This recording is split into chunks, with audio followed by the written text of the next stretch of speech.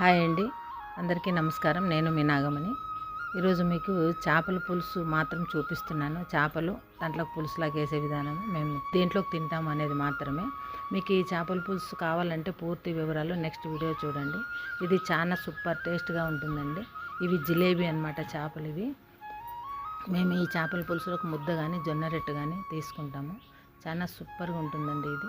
Next video మీకు మసాలాలతో సహా కావాలి అంటే ఈ చేపల పులుసు కూర నెక్స్ట్ వీడియో చూడండి.